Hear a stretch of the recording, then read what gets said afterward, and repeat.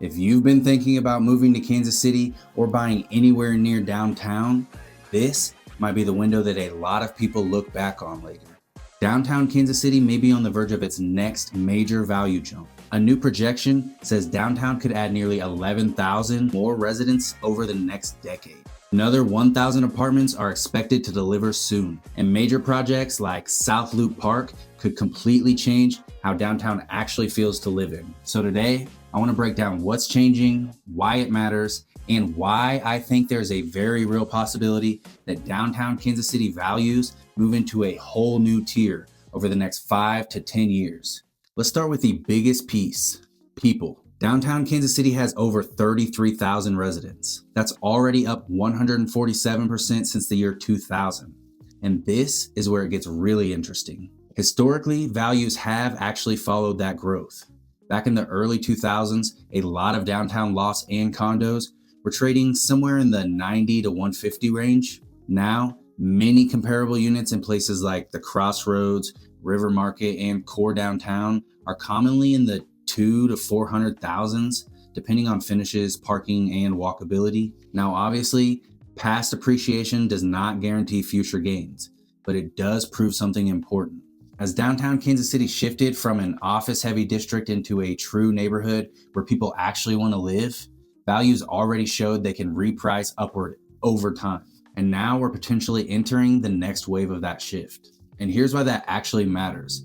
Downtown land is finite. You can renovate buildings, you can add density, you can convert offices into apartments, but you cannot create more prime downtown blocks. So when population rises, convenience rises, walkability rises, the pressure usually shows up in values. That's why cities all over the country have seen downtown neighborhoods jump once they reach a certain tipping point. And Kansas City may be getting closer to that tipping point right now, especially in the Crossroads and River Market. The next major catalyst, South Loop Park. This is a planned 5.5-acre park being built over I-670, reconnecting downtown to the Crossroads. And if you've ever been in a city where a major urban park changed the energy of an area, you know how powerful this can be. This isn't just green space. This changes walkability, family appeal, events, restaurant traffic, neighborhood connectivity, even long-term desirability. Big urban park projects have historically lifted the perception and the value of nearby areas. So if this project lands the way it's expected to, the neighborhoods closest to it could benefit the most, especially the Crossroads Edge, Quality Hill Fringe, and parts of downtown near the Library District. Now let's talk about the 1,000 apartments that are going to be hitting downtown soon. Some people hear that and think, wouldn't apartments hurt values? Not necessarily. Short term, it may help stabilize rents and give relocators more options. But long term, it actually validates something bigger.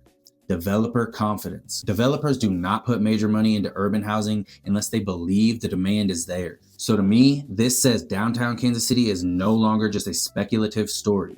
It's becoming an established residential story. And that's a very important difference. Now, if I personally had to look at the downtown areas with the best appreciation upside, here's what I'd be paying attention to.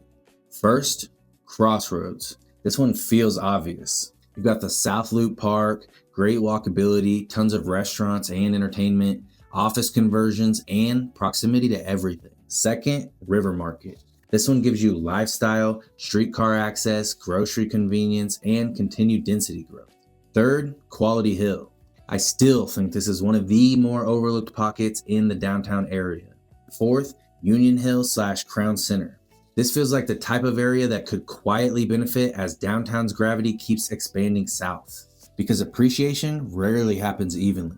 Usually the neighborhoods just outside the hottest zone feel it first. Now to keep this honest, there are risks. Too much luxury inventory, higher interest rates, a slower office recovery, policy shifts, or even just a short-term oversupply in the apartment market.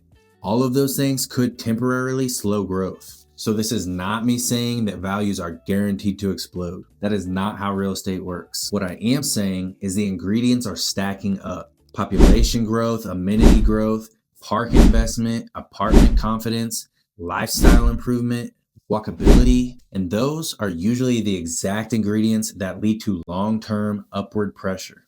My honest take, if I was buying for a long term lifestyle plus strong upside, downtown Kansas City is one of the few places in the metro where I think the next 5 to 10 years could look dramatically different than the last 5. And if you're moving to Kansas City, trying to figure out whether downtown, Crossroads, River Market, or any of the surrounding neighborhoods make the most sense for your lifestyle and long term goals, grab my free Moving to Kansas City guide in the description. And if you want weekly videos breaking down the neighborhoods, growth, and just what's changing across Kansas City, make sure you subscribe because Kansas City is changing fast. And the people paying attention early usually benefit the most. See you next Friday, friends.